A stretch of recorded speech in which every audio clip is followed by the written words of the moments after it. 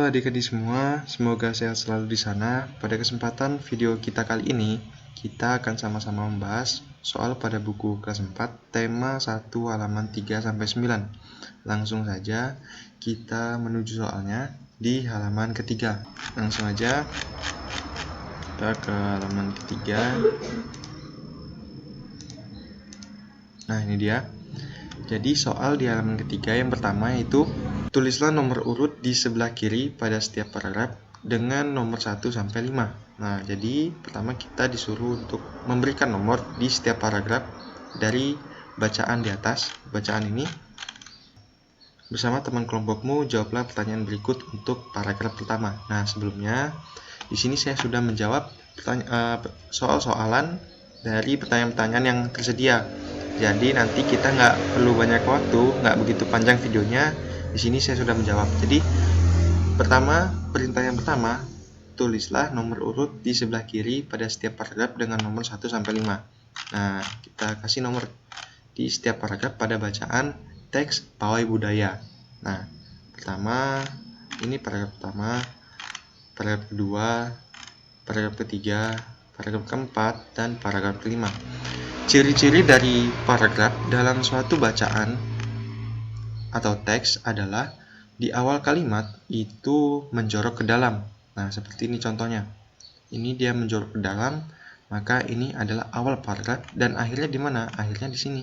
Karena di kalimat selanjutnya itu menjorok ke dalam lagi. Ini merupakan awal paragraf di paragraf kedua. Nah, seperti itu. Kita sudah memberikan nomor di setiap paragraf. Kemudian jawablah pertanyaan berikut untuk paragraf pertama. Apa yang dibicarakan pada paragraf pertama?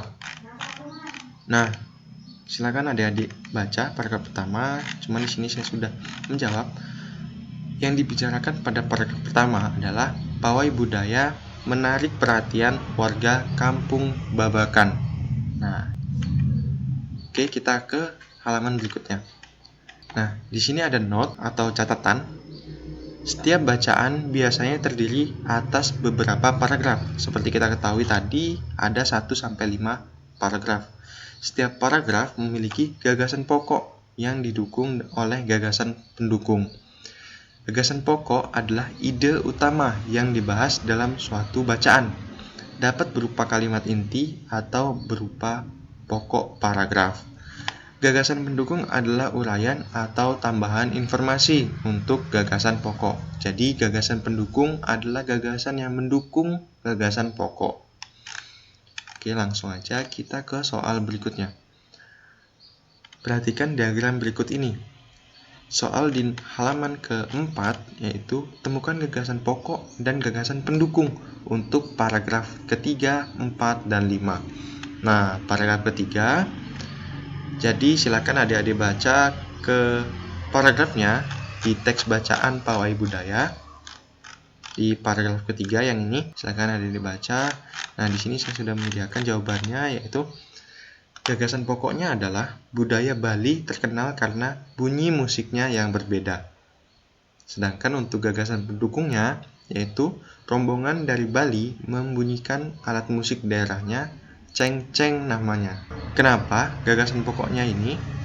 Seperti kita ketahui di paragraf ketiga itu, coba kita lihat paragraf ketiga ini, budaya Bali terkenal karena bunyi musiknya yang berbeda.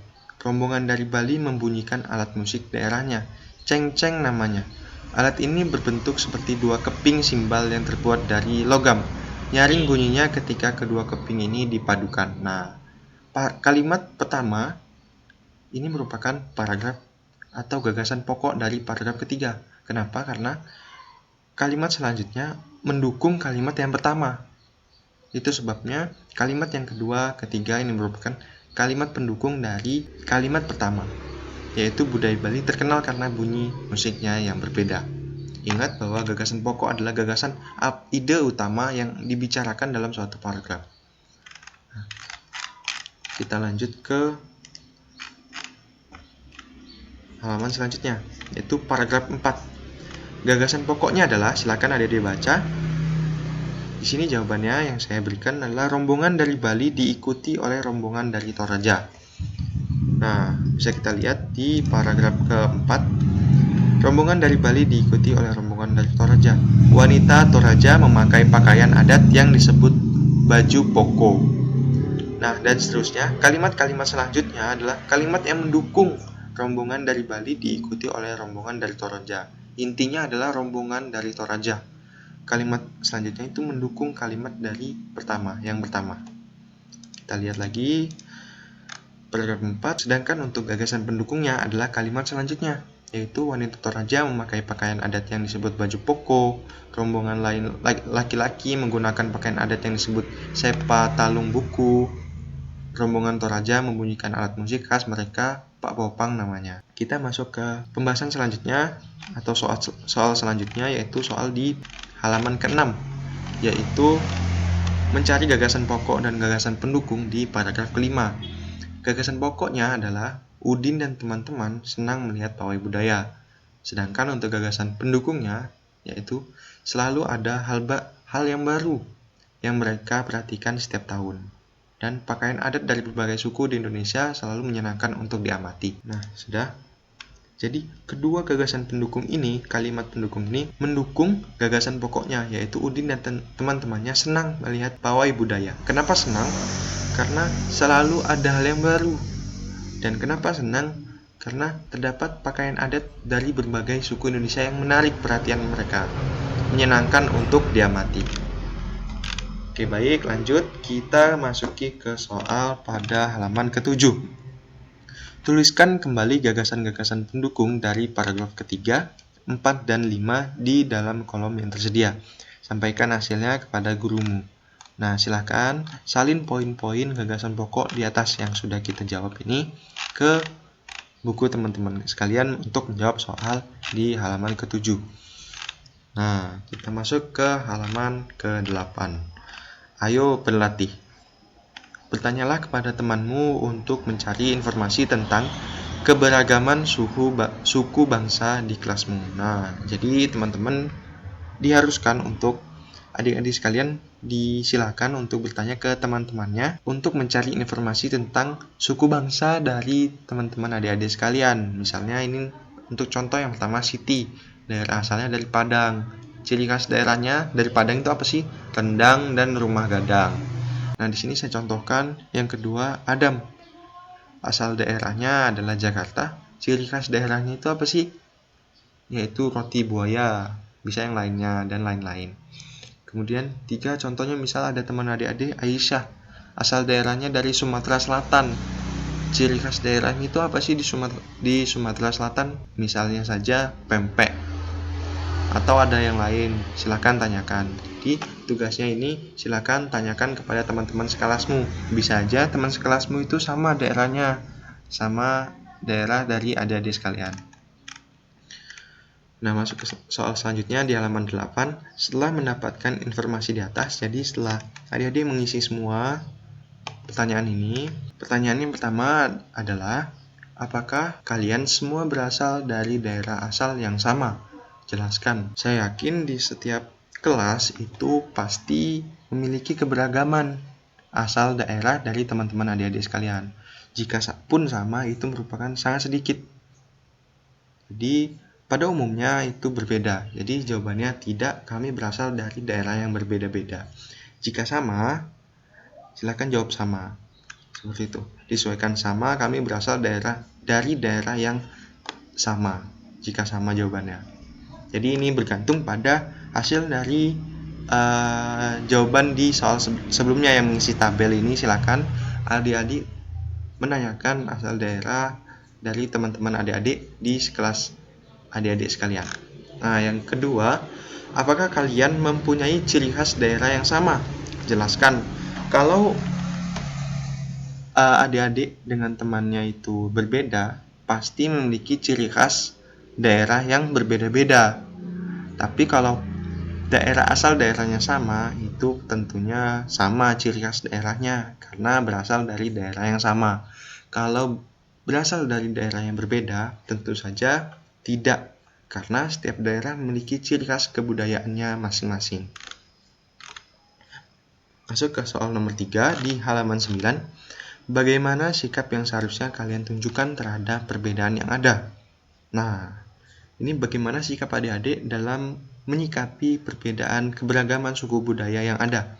Nah, sikap yang seharusnya kita tunjukkan terhadap perbedaan yang ada adalah saling menghargai, menghormati, dan melestarikan keberagaman budaya yang ada.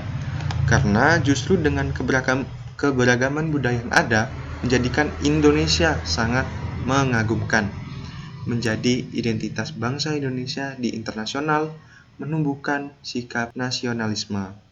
Nah, ini jawabannya. Sekarang kita masuk ke pertanyaan selanjutnya, yaitu perbedaan yang ada pada setiap daerah di Indonesia merupakan suatu anugerah dari Tuhan yang patut kita syukuri.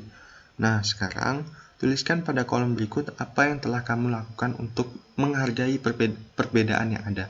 Jadi di sini adik-adik diharuskan untuk apa sih yang sudah adik-adik lakukan untuk menghargai perbedaan yang ada.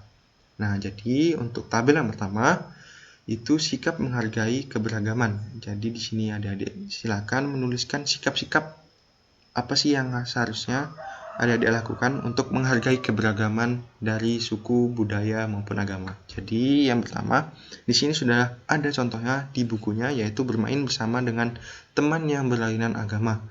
Jadi adik-adik bermain dengan siapapun selama itu kawan yang baik, tidak memandang dari agamanya. Nah, yang kedua, ini jawabannya tidak membeda-bedakan antar teman. Jadi adik-adik silakan jangan untuk membedakan antar teman. Adik-adik berteman dengan siapapun. Selama teman itu baik, silakan berteman. Yang ketiga, bekerja sama dengan teman dari suku apapun. Nah, ini silakan bekerja sama. Setelah bermain, tidak membeda-bedakan.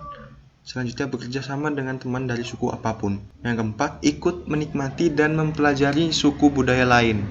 Nah, selain untuk menunjukkan sikap kita menghargai keberagaman, silakan adik-adik untuk ikut menikmati.